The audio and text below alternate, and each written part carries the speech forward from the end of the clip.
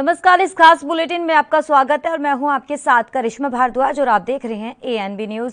Corona का कहर देश के हर हिस्से में अपना पैर फैला रहा है और पिछले कुछ दिनों से रोजाना 3 लाख से अधिक कोरोना के नए केस सामने आ रहे हैं और सैकड़ों लोग अपनी जान भी गंवा रहे हैं। सबसे बुरा हाल महाराष्ट्र का है, दिल्ली, यूपी जैसे राज्यों का है और जहां कोरोना के मामले बेहद तेजी से बढ़ रहे हैं।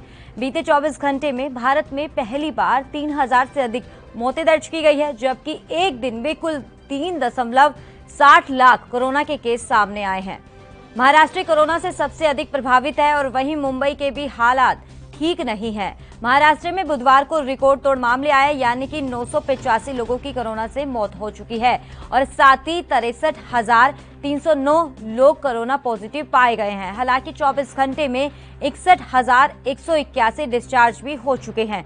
राज्य में अब तक 40,73,394 लोग कोरोना से संक्रमित हो चुके हैं और इस बीच महाराष्ट्र के नागपुर जिले में पिछले 24 घंटों में 102 लोगों की मौत हो चुकी है। 7,503 नए कोरोना के मामले सामने आए हैं और इसी दौरान 6,935 रिकवरी दर्ज की गई है।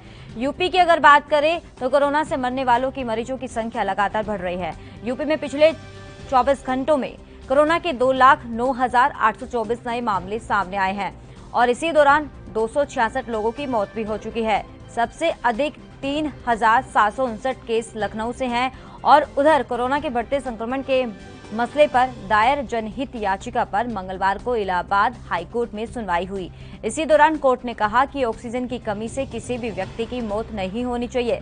तल्ख टिप्पणी करते हुए हाईकोर्ट ने कहा कि आजादी के 7 दशकों में देश में कई बड़े उद्योग लगे, फिर भी हम नागरिकों को ऑक्सीजन नहीं उपलब्ध करवा पा रहे हैं। यह बिल्कुल शर्मनाक बात है। देश की राजधानी दिल्ली में पिछले 24 घंटे में 25,986 नए मामले सामने आए और 368 लोगों की मौत भी हो चुकी है। दिल्ली की संक्रमण दर 31.76 है और जबकि कुल एक्टिव केस 99,752 हो गए हैं।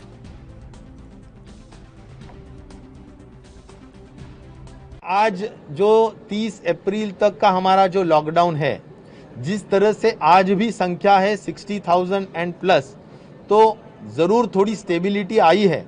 जो 70,000 और उसके ऊपर जाने का अनुमान हमें था, वो थोड़ा अभी रुक गया है और अनुमान और आशा करता हूँ, भगवान से प्रार्थना करता हूँ कि अभी ये पीक रहे और इससे अभी रोज़ाना डिक्लाइन होने का काम ग्राफ में हो, ऐसी अपेक्षा मैं ज़रूर करूँगा। लेकिन एक ज़रूर है कि 30 अप्रैल तक का जो लॉकडाउन था, उसको सभी मंत्रिमंडल के सदस्य ने एक आवाज़ में कहा है कि उसको एक्सटेंड करना चाहिए। अभी 15 दिन तक तो एक्सटेंड ज़रूर होगा, लेकिन उसके ये सभी इसीलिए मैं ये कहना चाहता हूँ कि आज भी अगर हम पूरा कोविड अप्रोप्रिएट बिहेवियर से वर्तन करेंगे, अगर हम मास्क और सोशल डिस्टेंसिंग का मेंटेन करेंगे, अगर हम जो भी रूल्स इशू किए गए हैं उसके अनुसार हम हमारा पूरा वर्तणूक रहेगा, तो 100% इसको कवर करने में कोई प्रॉब्लम नहीं आएगा। क्योंकि अभी मुफ्त लसीकरण के माध्यम से, एग्रेसिव लसीकरण के माध्यम से हम पूरे महाराष्ट्र में जल्द से जल्द वैक्सीनेशन के तहत हर्ड इम्यूनिटी लाना चाहते हैं।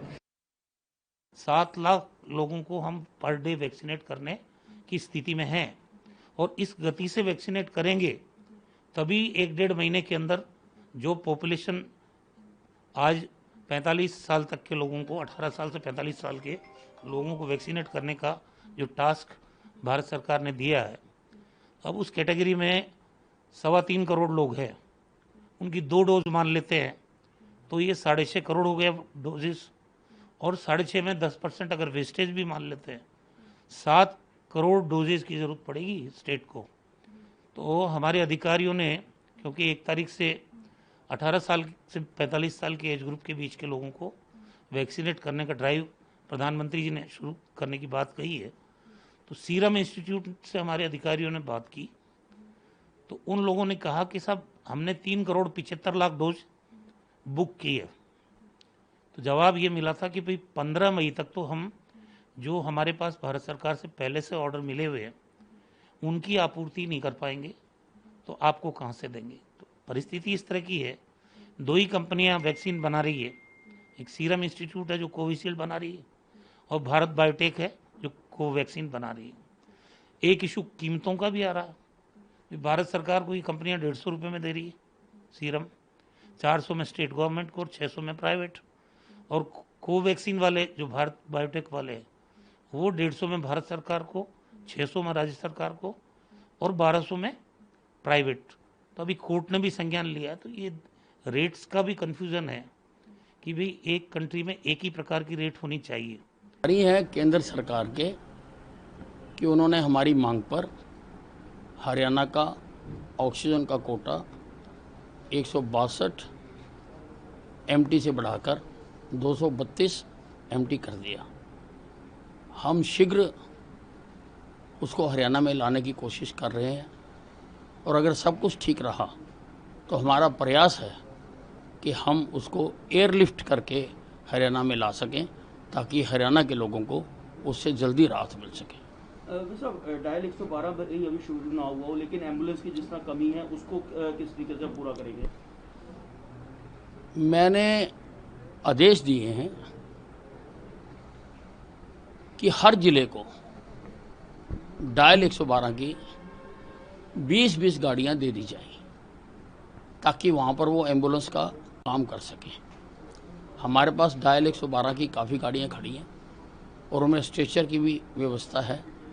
इससे लोगों को बड़ी राहत मिलेगी। सर मेडिकल स्टाफ को बढ़ाने के लिए भी कुछ आदेश दिए गए हैं ताकि कोरोना के जो पेशेंट्स आ रहे हैं। मैंने सभी उपायुक्तों को आदेश दिए हैं कि वो बेड कैपेसिटी बढ़ाएं, अपने अपने ज़िले में अतिरिक्त व्यवस्था करें।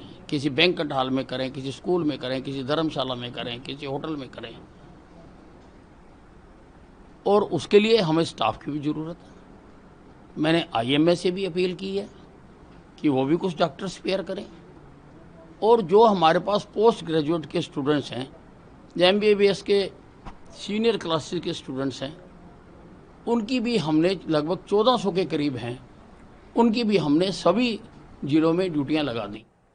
तो सीधा महाराष्ट्र की तरफ रुख कर लेते हैं क्योंकि महाराष्ट्र में लगातार रिकॉर्ड तोड़ मामले सामने आ रहे हैं और मौतों के आंकड़ों की बात करें तो वो भी लगातार बेहद डराने वाले हैं। तो इसी मुद्दे पे हमारे साथ सीधा लाइव जुड़ गए हैं संवाददाता मुरारी सिंह। 1 मई को लेकर बातचीत करना चाहेंगे। वैक्सीनेशन शुरू हो जाएगा 1 मई से 18 साल से ऊपर वाले लोगों को, और वहां की अब फिलहाल स्थिति किस तरीके से बनी हुई है? क्या वहां पर वैक्सीन उपलब्ध हो पा रही है? क्योंकि लगातार वहां की जो महाराष्ट्र सरकार है केंद्र सरकार पर निशाना साध रही थी।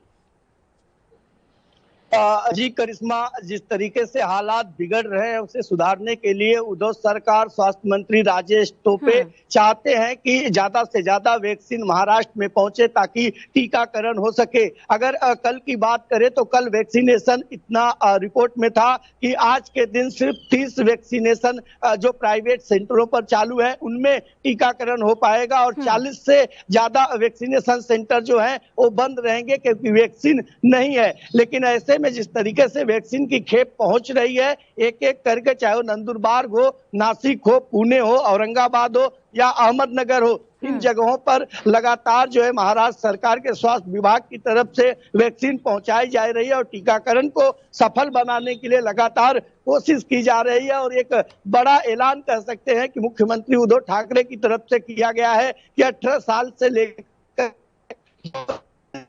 लोगों का। मुरारी सिंह, एक सवाल आपसे करना चाहेंगे, क्या लगता है कि इसमें कोरोना को लेकर अभी भी राजनीति मंडराना शुरू हो चुकी है? क्योंकि अब लगातार विपक्ष केंद्र सरकार पर निशाना साध रहे हैं। उनका साफ तौर पे कहना है कि अपनी पार्टी को वो सप्लाई कर रहे हैं वैक्सीन, ऑक्सीजन, जो भी व्यवस्था है, लेकिन जो अलग पार्टी के लोग हैं उनको ये सप्लाई नहीं की जा रही है। क्या लगता है, क्योंकि केंद्र सरकार को, राज्य सरकार को हाईकोर्ट ने भी फटकार लगाई है? करिश्मा, देखिए महाराष्ट्र लगातार शुरुआत से ही केंद्र पर हमला कर रहा था, टिप्पणी कर रहा था कि वैक्सीन को लेकर जो है कि दोहरा व्यवहार किया जा रहा है, सौतेला व्यवहार किया जा रहा है, महाराष्ट्र को प्रॉपर तरीके से वैक्सीन नहीं मिल रही है। लेकिन करिश्मा, हमें ये भी देखना होगा कि सबसे ज्यादा वैक्सीन जो है महाराष्ट्र को दी गई है और सबसे ज्यादा जो वेस्टेज वैक्सीन हुई है में हुई है। अब ऐसे में संक्रमण पूरे देश में फैला हुआ है। राजनेताओं का आरोप का दर भले ही जारी हो, घंटे में जो मरने वालों का मुरारी सिंह, क्या लगता है काले पुजारी इसी कारण मुरारी सिंह, क्या लगता है कालेबाजारी भी लगातार होनी शुरू हो चुकी है? क्या इसी वजह से कालेबाजारी हो रही है कि ऑक्सीजन सही मात्रा में नहीं मिल रही है, वैक्सीन सही मात्रा में नहीं मिल रही है? क्या इसका रीजन ये है इसके पीछे? देखिए करिश्मा, ये तो कह पाना मुश्किल होगा, लेकिन जिस तरीके से पुलिस द्वारा छापेमारी हो रही है, गिरफ्तारियां हो रही है और बड़े पैमाने पर जो सप्लायर है, ब्लैक मिलर है, वो पकड़े जा रहे हैं। तो जहां एक तरफ वैक्सीन की कमी है, वहां कालाबाजारी भी चल रही है। उसके लिए मुंबई पुलिस और मनपा लगातार कमर कस रही है। लेकिन जिस तरीके से हालात बन रहे हैं, ऐसी परिस्थिति में राजनेताओं को अपनी राजनीति छोड़ इन जनता के बारे में सोचना चाहिए, क्योंकि न तो ऑक्सीजन है, न तो बेड है, और अब ऐसे में वैक्सीन की भी कमी है। हालात इतने बिगड़ चुके हैं कि शमशान के बाहर अब लंबी कतार देखने के लिए मिल रही है। कब्रिस्तान में लोगों को दफनाने के लिए कई घंटे इंतजार करने पड़ रहे हैं। अब ऐसे हालात में अगर ये राजनेता अपनी राजनीति करते हैं और केंद्र राज्य और राज्य केंद्र पर गटकड़ा फोड़ता है, तो इसका खामियाजा आम जनता को भुगतना पड़ रहा है। बिल्कुल मुरारी सिंह, ये बात लाजमी है कि जनता को इसी दौरान सोचना चाहिए कि जिस तरीके से हालात खराब होते हुए नजर आ रहे हैं, हालांकि हमारे वॉरियर्स भी बचाने की कोशिश कर रहे हैं। डॉक्टर्स की बात करें तो डॉक्टर्स भी बहुत परेशान है। उनका साफ तौर पे कहना है कि हालात खराब हो चुके हैं, वो खुद भी पॉजिटिव हो रहे हैं, लेकिन जनता समझ नहीं रही है।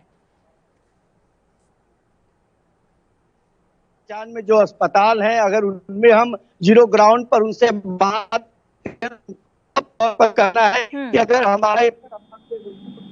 हमारा ये रोजी रोटी नहीं होता, अगर ये मेरा अस्पताल नहीं होता, तो हम इसे बंद कर देते। क्योंकि एक एक नर्स और ब्रदर जो है 2-2 बार पॉजिटिव आ चुके हैं। डॉक्टर, उनकी फैमिली पॉजिटिव आ चुकी है। बावजूद उसके डॉक्टर लगातार संघर्ष कर रहे हैं, किसी भी पेशेंट को हर संभव बचाने की कोशिश कर रहे हैं। यहाँ सरकार की लापरवाही कर सकते हैं और जनता की जो है कि लापरवाही कर सकते हैं, जिसका खामियाजा आज हजारों की संख्या में मौत के रूप में देखना पड़ रहा है। और अभी भी वक्त है करिश्मा, अगर अभी भी सरकार इस मामले में गंभीरता नहीं ली तो हालात काफी बिगड़ जाएंगे, जिसे सुधार पाना केंद्र और राज्य के लिए काफी मुश्किल होगा। बिल्कुल मुरारी सिंह, चलिए बहुत बहुत शुक्रिया तमाम जानकारी देने के लिए। तो आपको बता दें कि महाराष्ट्र में जो हाल है बेहाल है, क्योंकि वहां पर बेड की कमी हो चुकी है, ऑक्सीजन की भारी किल्लत नजर आ रही है। तो वहां की जनता तो परेशान है, लेकिन डॉक्टर्स की बात करें तो डॉक्टर्स भी काफी चिंतित में है। उनका साफ तौर पर कहना है कि इसकी सरकार तो कर रही है, लेकिन अभी हालात काबू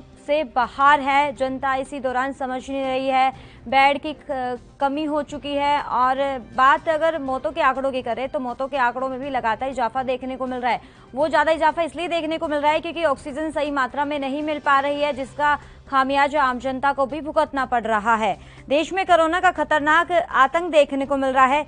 दिल्ली की बात करें तो दिल्ली में 25,000 नए मामले सामने आए हैं और 368 लोगों की मौत भी हो चुकी है। कहीं ना कहीं जो आंकड़े लगातार डराने वाले हैं, लेकिन इसी बीच अगर बात मौतों के आंकड़ों की बात करें तो उसमें भी लगातार इजाफा देखने को मिल रहा है। और महाराष्ट्र की बात करें तो महाराष्ट्र में हालात बहुत ही खराब श्रेणी में नजर आ रहे हैं। 63,000 से नए मामले सामने आए से अधिक है और 985 लोगों की मौत भी हो चुकी है। यूपी में कम केस तो कम आए हैं, लेकिन अभी खतरा बरकरार है, खतरा अभी कम नहीं हो रहा है। पश्चिम बंगाल में चुनाव है और आज चुनाव भी हो रहे हैं 8वें चरण में और अंतिम चुनाव है, और इसी दौरान 17,000 से नए अधिक से मामले सामने आए हैं। और गुजरात की बात करें तो कोरोना के 14,000 से अधिक नए मामले सामने आए हैं। झारखंड में कोरोना के 8,075 नए केस सामने आए हैं। राजस्थान की बात करें तो एक साथ 10,000 से अधिक नए केस सामने आए हैं। हरियाणा में सरकारी आंकड़ों में बेड खाली है, लेकिन फिर भी कोरोना के मरीज भटक रहे हैं।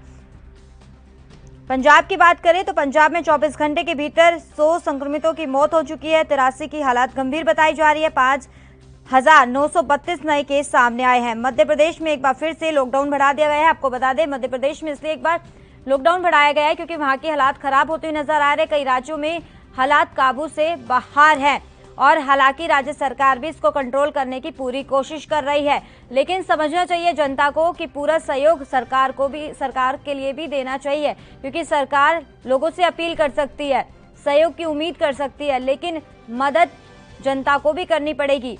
और हम एक बार फिर से इस कोरोना की महामारी से जंग जीत जाएंगे और जो 2020 में स्थिति देखने को मिली थी, यही उम्मीद करते हैं कि वो स्थिति दोबारा ना आए। लॉकडाउन ना लगना, संपूर्ण लॉकडाउन नहीं लगना चाहिए, क्योंकि अगर संपूर्ण लॉकडाउन लग गया, जो आप देख सकते हैं क्या स्थिति आर्थिक स्थिति पर असर देखने को मिला था।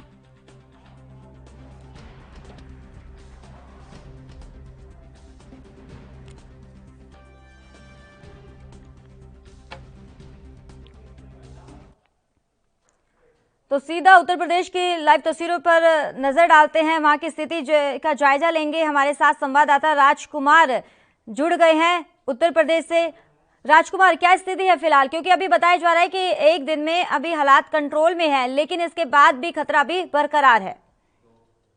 जी करिश्मा जी, आपको बता दें कि उत्तर प्रदेश में कोरोना की स्थिति बहुत ही भयावह है। यहाँ पे लगातार कोरोना पॉजिटिव केसों की संख्या बढ़ती जा रही है। ऐसे में अमेठी जनपद की अगर बात करें तो अमेठी में बीते 24 घंटों में 131 केस पॉजिटिव आए हैं, जिस प्रकार से उनका आंकड़ा बढ़कर जो है 1869 हुआ है। वहीं पिछले 24 घंटों में 3 मौतों के साथ आंकड़ा जो है 77 हो गया है। जी तो राजकुमार, अगर फिलहाल स्थिति जो देखने को मिल रही है वो काफी खराब है, और जनता क्या अभी भी जागरूक है या नहीं? देखिए, अगर देखा जाए तो जनता जो है अभी भी लापरवाह है। वो बिना किसी कारण के वैसे ही जो है रोड पर निकलती है, और अगर निकल भी रही है तो बिना मास्क के। ज्यादातर देखा जा रहा है कि शाम को जो है रोड में ज्यादा लोग जो है दिखाई पड़ते हैं, दुकानों में भीड़ दिखाई पड़ रही है, सोशल डिस्टेंसिंग का पालन नहीं हो रहा है। ऐसे में कहीं ना कहीं लोगों में जागरूकता की कमी है। जी कृष्णा जी। तो राजकुमार, अब क्या लगता है कि एक बार फिर से संपूर्ण लॉकडाउन लग सकता है? क्योंकि अभी फिलहाल चुनाव है और आप देख सकते हैं कि 5 राज्यों में चुनाव हो रहे हैं। आज पश्चिम बंगाल में आखिरी चरण का चुनाव है। क्या लगता है 3 मई के बाद कुछ ऐसा संपूर्ण लॉकडाउन की खबर सामने आ रही है?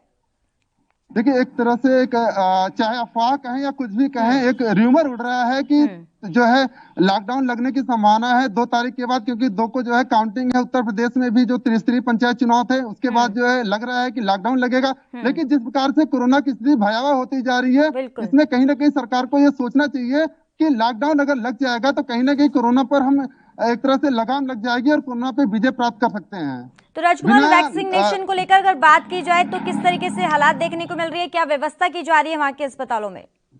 वैक्सीनेशन की व्यवस्था यहाँ पे पूरी तरीके से चाक चौबंद है। लगातार लोगों को जागरूक किया जा रहा है। प्रशासन भी लोगों से अपील कर रहा है। अब 1 तारीख से 18 वर्ष के ऊपर के लोगों को कोरोना वैक्सीन लगाई जाएगी, और ऐसे में जो भी वैक्सीन लगाई जा रही है वो पूरी तरह से सुरक्षित है और बिना पैसे की फ्री ऑफ कॉस्ट लगाई जा रही है। जी कोरोना।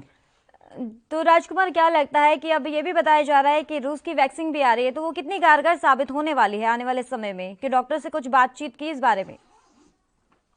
जो वैक्सीन है वो तो पूरी तरह से एकदम प्रभावी है और कोई भी उसका साइड इफेक्ट नहीं है। फिलहाल जो रूस की वैक्सीन आ रही है, इसके बारे में हमने अमेठी के सीएमओ डॉक्टर आशुतोष दुबे से बात किया, तो उन्होंने बताया कि कहीं ना कहीं अगर वो पास किया गया है, WHO के द्वारा उसको पास किया गया है, तो वो भी प्रभावी होगी। और उसका तो फिलहाल आने के बाद ही पता चलेगा क्या साइड इफेक्ट रहता है। लेकिन हमको साइड इफेक्ट नहीं सोचना है, कुल मिलाकर उसके फायदे के बारे में देखना है। हमको अपने भारत से कोरोना को हराना है, तो ऐसे में जो है वैक्सीन चाहे जो भी हो वो हमको लगवाना है, जिससे कि हम कोरोना की दर को कम कर सके, भारत से कोरोना को हटाया जा सके। जी चलिए, बहुत बहुत शुक्रिया राजकुमार तमाम जानकारी देने के लिए। तो आपको बता दें कि उत्तर प्रदेश में स्थिति अभी खराब है, और लेकिन हालात अभी जो ये भी बताए जा रहे हैं कि यूपी में केस तो कम आए हैं, लेकिन अभी खतरा खत्म नहीं हुआ है।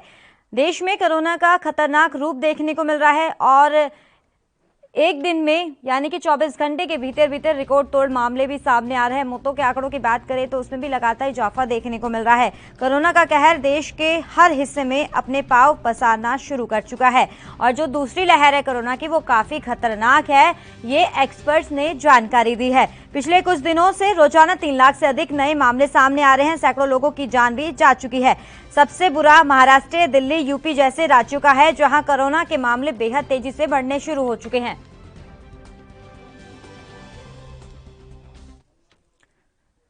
तो सीधा मध्य प्रदेश की लाइव तस्वीरों पर रुख कर लेते हैं, जो वहां के हालात जानना चाहेंगे। हमारे साथ संवाददाता गणेश तिवारी जुड़ गए हैं मध्य प्रदेश से। गणेश तिवारी, एक बार फिर से वहां पर लॉकडाउन बढ़ा दिया गया है, क्या कुछ अपडेट है कोरोना के बढ़ते मामलों को लेकर?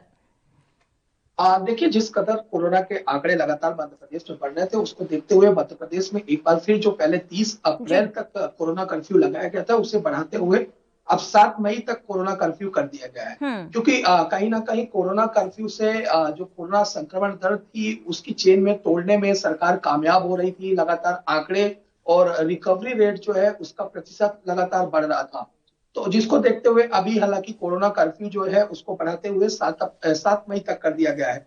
बात करें अगर कोरोना आंकड़ों की बात करें तो 12,758 आंकड़े जहां मध्य प्रदेश में कोरोना पॉजिटिव के आए हैं, तो वहीं उससे ज्यादा लोग मध्य प्रदेश में ठीक होकर भी गए हैं। अगर रिकवरी जो लोग अस्पतालों से जिनकी छुट्टी हुई है, कोरोना की जंग जीत कर गए हैं, उनकी अगर संख्या की बात करें तो 14,156 लोग जो है मध्य प्रदेश से अलग अलग अस्पतालों से अलग अलग जिलों से ठीक होकर अपने घरों को भी कोरोना की जंग से जीत होकर घर गए हैं। वहीं 105 लोगों की मौत भी हालांकि इसमें शामिल है, जो 105 लोग जो है कोरोना की वजह से अपना दम भी तोड़ दिए। तो हालांकि कोरोना के आंकड़े लगातार अब एक बार फिर कम हो रहे हैं, जो प्रतिशत है वो कम होता नजर आ रहा है। जहां मध्य प्रदेश की बात करें तो मध्य प्रदेश 7वें नंबर पे था, जहां पर कोरोना के संक्रमण काफी ज्यादा थे। अब अगर उस नंबर की बात करें तो 11वां राज्य बन चुका है, जहां पर कोरोना का संक्रमण जो है पूरे देश में 11वां राज्य बन चुका है। तो लगातार आंकड़े भी कम हो रहे हैं, रिकवरी रेट भी बढ़ रहा है। जहां पूर्व की बात करें तो 22.76% कोरोना दर था, संक्रमण दर था, वो अब 21 पहुंच चुका है। वही जो रिकवरी रेट है वो 81% से ज्यादा रिकवरी रेट भी पहुंच चुका है। लेकिन हालांकि अभी भी जो कुछ कमियां हैं, उन कमियों की वजह से लगातार जो है मौतों का खेल जारी है। लगातार प्रदेश सरकार जो है प्रयासरत है। अभी मध्य प्रदेश के इंदौर के पीथमपुर की बात करें तो जहां पर करीब 3.5 साल से एक ऑक्सीजन प्लांट जो था वो बंद पड़ा था, उसे भी अब चालू किया गया है। तो जिससे 40 टन की लगभग जो है सप्लाई होगी, और जिस ऑक्सीजन जो है करीब मध्य प्रदेश के 7 जिलों में ऑक्सीजन की सप्लाई होगी। तो लगातार हालांकि तमाम जो मौतें हो रही हैं, तमाम जो अनियमितताएं हैं, उनको रोकने के लिए लगातार प्रयास सरकार कर रही है, लेकिन कहीं ना कहीं हालांकि विफल भी नजर आई है। और अब सरकार का जो सबसे ज्यादा जोर है वो है वैक्सीनेशन पे, चूंकि 1 तारीख से वैक्सीनेशन जो है 18 साल के ऊपर के लोगों को भी लगाई जानी है। इसके लिए सरकार के लिए सबसे बड़ी चुनौती है, क्योंकि जो वैक्सीनेशन ऐप है वो भी अभी क्रैश हो चुकी है। भारी तादाद में लोग जो है वैक्सीनेशन के लिए ऐप में अपना रजिस्ट्रेशन करवा रहे हैं। हालांकि जो मध्य प्रदेश सरकार है करीब 180 करोड़ रुपए की लागत से काफी मात्रा में जो है वैक्सीनेशन का जो वैक्सीनेशन सीरम है उसको मंगवा रही है। लगभग जो है प्रति व्यक्ति की बात करें तो 800 रुपए का खर्चा जो है प्रति व्यक्ति दोनों डोज को मिलाकर मध्य प्रदेश सरकार खर्चा कर रही है। तो लगातार अब एक बार फिर सरकार जो है लगातार इस चेन को तोड़ने के लिए, कोरोना संक्रमण की चेन को तोड़ने के लिए प्रयास कर रही है। और इसी को देखते हुए एक बार फिर मध्य प्रदेश में 7 मई तक जो कोरोना कर्फ्यू था उसे बढ़ा दिया गया है, और जिसके लिए मतलब शिवराज सिंह चौहान ने यह भी दिशा निर्देश दिए कि कड़ाई से इसका पालन भी किया जाए। बिल्कुल गणेश तिवारी, अगर ऑक्सीजन को लेकर बात करें तो तमाम राज्यों से खबर भी सामने आ रही है कि ऑक्सीजन की भारी किल्लत के कारण मरीजों की मौतें हो रही हैं, क्योंकि सांसों में काफी दिक्कतें हो रही है कोरोना पॉजिटिव लोगों में। लेकिन बात मध्य प्रदेश की करें तो वहां पर भी कुछ ऐसे स्टेटस देखने को मिल रही है, ऐसी खबरें सामने आ रही है। क्या डॉक्टरों का कहना है कि जितनी हम डिमांड करते हैं ऑक्सीजन की, जितनी मात्रा में हम कहते हैं, लेकिन उससे कम मात्रा में हमारे पास ऑक्सीजन आती है? देखिए, सबसे बड़ी बात अगर बताएं कि जो ऑक्सीजन है, हालांकि सरकार बार बार बोल रही है कि ऑक्सीजन की खपत जो है पूरी तरह से जितनी खपत होनी है उतनी उपलब्धता करवा रही है। लेकिन अगर जमीनी हकीकत की बात करें तो यह सबसे बड़ा निश्चित तौर पर जो ऑक्सीजन की किल्लत है वो काफी मात्रा में देखने को मिल रही, चाहे वो इंदौर हो या भोपाल हो या जबलपुर हो या शहडोल हो। और काफी ज्यादा जो मौतें हुई हैं, बीच में ऐसी भी घटनाएं सामने आई जहां पर एक ही दिन में 8-8, 10-10 लोगों ने ऑक्सीजन की कमी की वजह से अपनी जानें गंवा दी है। तो हालांकि सरकार बार बार बोल रही है, लेकिन सबसे ज्यादा अगर ऑक्सीजन की कमी कहीं महसूस हो रही है तो वो प्राइवेट अस्पतालों में महसूस हो रही है। और यही वजह है कि प्राइवेट अस्पताल के कई फ्लोर ऑक्सीजन की कमी की वजह से बंद भी, कई जिला अस्पतालों कई प्राइवेट अस्पतालों ने बंद भी कर दिए हैं। साथ ही कई अस्पतालों ने यह तक बोर्ड लगा दिए कि ऑक्सीजन की कमी की वजह से वो अब नए मरीजों का एडमिशन करने में असमर्थ रहेंगे। तो हालांकि सरकार लाख दावे कर रही है कि ऑक्सीजन की खपत जिस कदर मध्य प्रदेश में है या इंदौर या भोपाल में जितनी चाहिए उतनी मात्रा में, पर्याप्त मात्रा में प्रोवाइड की जा रही है, लेकिन वह अभी नहीं मिल पा रही। अभी नया मामला सामने आया जहां पर 93 टन ऑक्सीजन चोरी होने का भी जो है अभी मामला कल ही उजागर हुआ है, जो मुख्यमंत्री शिवराज सिंह चौहान की वीडियो कॉन्फ्रेंस के माध्यम से ये बात पता चली है। तो हालांकि ऑक्सीजन की कमी अभी भी खल रही है, अभी भी लोग जो है ऑक्सीजन और बेड और रेमडेसिविर इंजेक्शन के लिए भटक रहे हैं। लोग तमाम सोशल मीडिया के माध्यम से मदद मांग रहे हैं, लोग तमाम दूसरे लोगों की से मदद मांग रहे हैं और इसी वजह से सबसे ज्यादा अभी अगर कुछ ऐसे चीज में जो कमियों की वजह से अव्वल है वो है कालाबाजारी। जी तो गणेश तिवारी, अब बात लॉकडाउन को लेकर करें तो लॉकडाउन एक बार फिर से बढ़ा दिया गया है, क्या इसका कुछ असर देखने को नहीं मिल रहा मध्य प्रदेश में? जो एक के बाद एक ऐसे आंकड़े भी सामने आ रहे हैं, डराने वाले भी। हालांकि इसमें आप बता रहे हैं कि रिकवरी रेट भी बहुत अच्छा है, लेकिन मौतों के आंकड़ों में भी लगातार इजाफा देखने को मिल रहा है। गणेश तिवारी, सबसे बड़ी चीज है कि अब जो कोरोना की टेस्टिंग हो रही है वो काफी ज्यादा हो रही है। जिस हिसाब से टेस्टिंग हो रही है उस हिसाब से अगर बात करें तो आंकड़ों कहीं ना कहीं अब कम आ रहे हैं, क्योंकि इसकी सबसे बड़ी अगर पहल की बात करें, सबसे बड़ी वजह है तो वो है कोरोना कर्फ्यू। कोरोना कर्फ्यू की वजह से लोग भीड़ और तमाम ऐसी गतिविधियां पूरी तरह से जहां पर भीड़ होती है वो सभी चीजें बंद है और काफी ज्यादा प्रशासन भी सख्त नजर आ रहा है, सरकार भी सख्त नजर आ रहा है। और इन सभी की सहयोग की वजह से, कोरोना कर्फ्यू की वजह से लोगों ने भी, काफी आम जनता ने भी इस चीज का समर्थन करते हुए ज्यादातर लोग अपने घरों पे ही रहे हैं। तो इसकी वजह से आज जो मध्य प्रदेश में जो आंकड़े हैं वो लगातार कम आ रहे हैं और यही वजह है कि जो आंकड़े मध्य प्रदेश में 27% की दर से आ रहे थे, आज वो 21 हो चुके हैं। और जहां पूर्व में अगर 60% रिकवरी रेट था, आज वो 81% रिकवरी रेट पहुंच चुका है। तो हालांकि आंकड़े 12,000 13,000 प्रतिदिन आ रहे हैं, परंतु जो आंकड़े आ रहे हैं उनमें कहीं ना कहीं अब जो टेस्टिंग है वो भी काफी ज्यादा में बढ़ रही है। पहले टेस्टिंग की संख्या जो थी, टेस्टिंग लोग कम कराने जा रहे थे, लेकिन अब टेस्टिंग ज्यादा हो रही है, जिसकी वजह से हालांकि आंकड़े 12,000 13,000 है। लेकिन अगर प्रतिशत की दर की बात करें तो दर के हिसाब से कहीं ना कहीं ये आंकड़े जो है बेहद कम नजर आ रहे हैं। और एक बार फिर ऐसा लग रहा है कि कोरोना का संक्रमण, जो कोरोना कर्फ्यू है, अगर यह आगे भी जारी रहेगा तो कहीं ना कहीं हम इस संक्रमण की जो चेन है इसको तोड़ने में मध्य प्रदेश सरकार कामयाब साबित होगी। जी चलिए, बहुत बहुत शुक्रिया गणेश तिवारी तमाम जानकारी देने के लिए। तो इस खास बुलेटिन में फिलहाल इतना ही, दीजिए इजाजत, नमस्कार।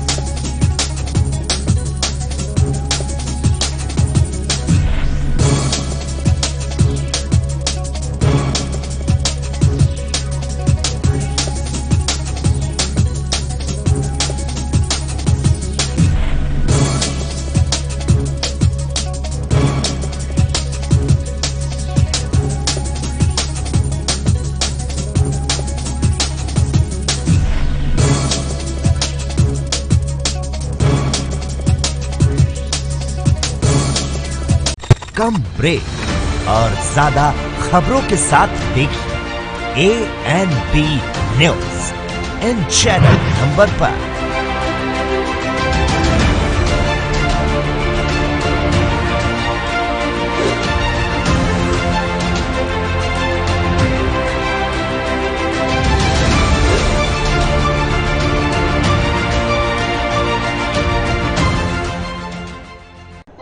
यात्रीगण कृपया ध्यान दें, ANB express news on wheels Tata sky, Airtel, Facebook page, Instagram, Jio TV, Google play, YouTube और ऐप स्टोर पर रात 9 बजे ANB न्यूज पर आ रही है। धन्यवाद।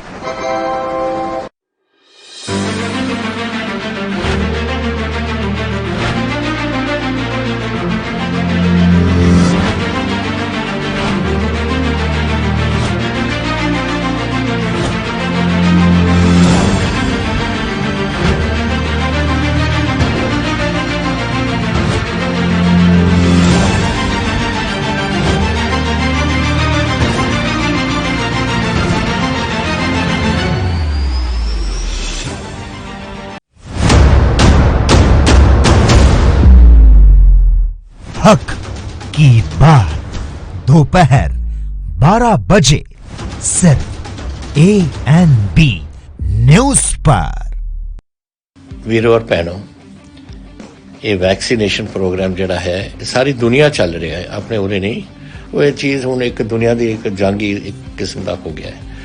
तो मैं ਅੱਜ ਤੁਹਾਡੇ ਨਾਲ ਇਹੀ ਗੱਲ ਕਰਨਾ ਚਾਹੁੰਦਾ ਹਾਂ, ਅਗਰ ਆਪਾਂ ਨੇ ਆਪਣੇ ਪਰਿਵਾਰਾਂ ਨੂੰ ਬਚਾਉਣਾ ਹੈ, ਬੱਚਿਆਂ ਨੂੰ ਬਚਾਉਣਾ ਹੈ, ਆਪਣੇ ਹੋਰ ਬਜ਼ੁਰਗ ਨੇ ਉਹਦੇ ਵਿੱਚ ਘਰਾਂ ਦੇ ਵਿੱਚ ਉਹਨਾਂ ਨੂੰ ਬਚਾਉਣਾ ਹੈ, ਤਾਂ ਇੱਕੋ ਹੀ ਤਰੀਕਾ ਹੈ ਕਿ ਆਪਾਂ ਟੀਕੇ ਲਗਾਓ। 2 ਟੀਕੇ ਲੱਗਦੇ ਨੇ, ਇੱਕ ਲੱਗਦਾ ਹੈ, ਫਿਰ ਕੋਈ 5-6 ਹਫ਼ਤਿਆਂ ਤੋਂ ਬਾਅਦ ਇੱਕ ਹੋਰ ਲੱਗਦਾ ਹੈ, ਔਰ ਫਿਰ ਇਹਦਾ ਜਿਹੜਾ ਅਸਰ ਹੁੰਦਾ ਹੈ ਦੂਸਰੇ ਟੀਕੇ ਦੇ 15 ਦਿਨਾਂ ਬਾਅਦ ਇਹਦਾ ਅਸਰ ਹੁੰਦਾ ਹੈ। ਤਾਂ ਇਹ ਜ਼ਰੂਰੀ ਹੈ ਕਿ ਤੁਸੀਂ ਜਲਦੀ ਇਸ ਨੂੰ ਲਗਾ ਲਓ। ਮੈਂ ਲਗਾਏ ਨੇ ਦੋਨੋਂ। तो आज मेरी यही बेनती है थोनू कि तुसी मेरी गल मनो, सारे तुसी लगाओ ताकि तुसी भी बचो और नाल थोड़े घरां दे विच जो 45 साल तो उपर ने उन्हां नूं भी लगाओ ताकि अपना परिवार बच सके। कोविड टीकाकरण पंजाब लई अपने परिवार लई।